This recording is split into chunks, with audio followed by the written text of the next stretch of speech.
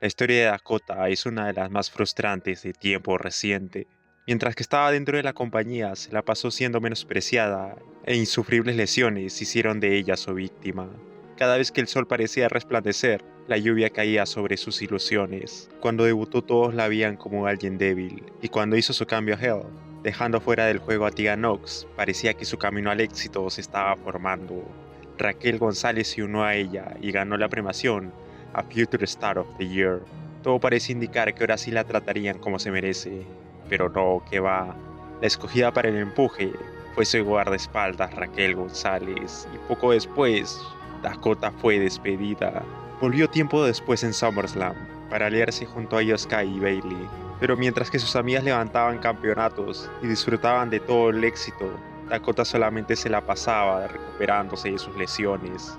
Y poco tiempo después, por segunda vez fue despedida. Esta es la historia de Dakota Kai. Cheerleader Gina Crowley, más conocida por todos nosotros como Dakota Kai, nació el 6 de mayo de 1988. No hay mucha información acerca de la pequeña, pero en su adolescencia agarró gusto por el wrestling, videojuegos con buena narrativa y un gusto por los Pokémon. De hecho, ella debutó con el nombre Eevee, al inspirarse en uno de ellos. Como todas, debutó en las independientes a los 19 años de edad en el 2007. El paso de las indies de Dakota fue largo, estuvo en varias promociones teniendo cierto éxito, pero no el suficiente como para poder sobresalir de las demás. No me malinterpreten, tenía talento, pero sus demás compañeras también. Era difícil lograr resaltar entre tantas. Después de 8 años, por fin fue llamada para estar en una promoción más grande, siendo Stardom, donde ganó un poco más de fama, y aquí fue donde logró resaltar lo suficiente para que la WWE decidiera tenerla entre sus filas. Debutó con el nombre Eevee, también ante una debutante, Nia Jax. Y bueno, no hay mucho que decir, Eevee perdió la lucha. Posterior a esto fue anunciada para el Mae Classic de la primera temporada bajo el nombre con el que todos la conoceríamos, Dakota Kai. La capitana tuvo una decente participación e incluso logrando eliminar a Rhea Ripley en cuartos, pero no pudo pasar a la semifinal, pues la eventual ganadora del torneo, Kairi Sane, logró derrotarla.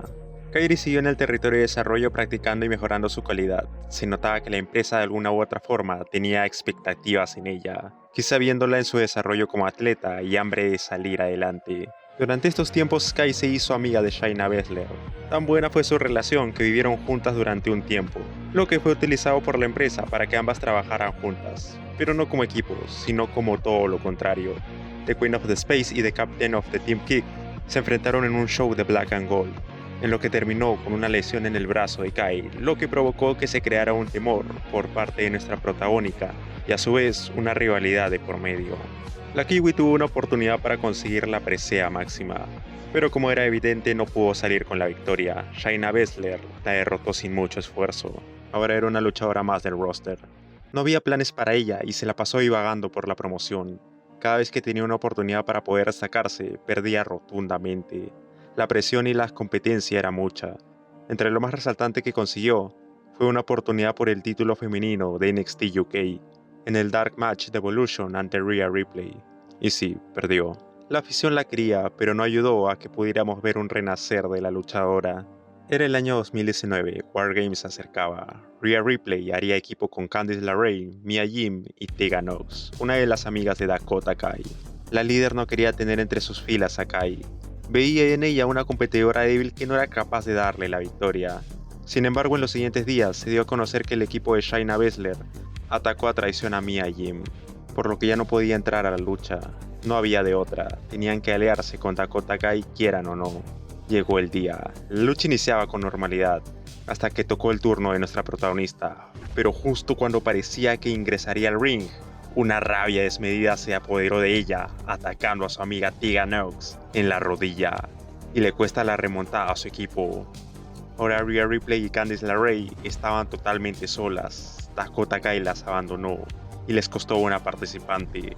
Como era de esperarse, no fueron las del Team Baszler quienes atacaron a Mia Yim, sino la propia Dakota Kai, quien ya estaba harta del trato que tenía. Ahora sí comenzó a tener importancia, ganó su lucha frente a Mia Yim y poco después sería galardonada con el Future Star of the Year, un renacer para la Pro Wrestler. Hubo un Battle Royale para conocer a la futura retadora del título de NXT, y Tegan Nox quería regresar a lo grande, pero su amiga Dakota Kai le frustraría la victoria. La siguiente rivalidad en camino a la cima sería frente a su amiga. The Captain of Team Kicks parecía encaminada al éxito. Se consiguió a su propia guardaespaldas, Raquel González, e iría a reñir a su ex mejor amiga en una lucha en jaula de acero. Dakota Kai se enfrentaría a Tegan Nox.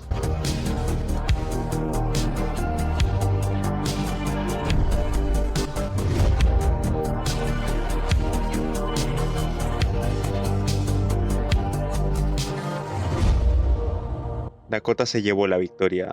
Todo parecía que iría cuesta arriba, pero no. Creíamos que la siguiente retadora por el título de NXT de Io Shirai sería Kai.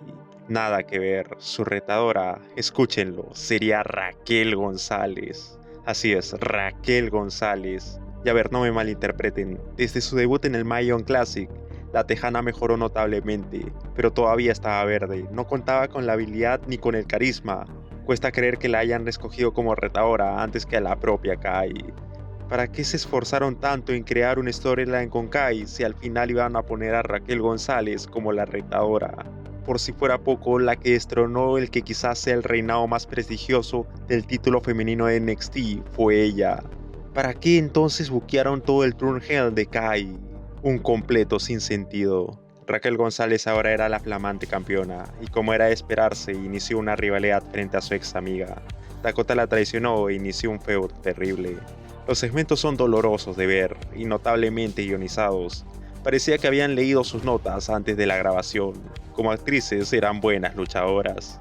Y como era de esperarse, sí, una vez más, The Captain of Team Kicks fracasó en capturar el campeonato, y poco después fue despedida.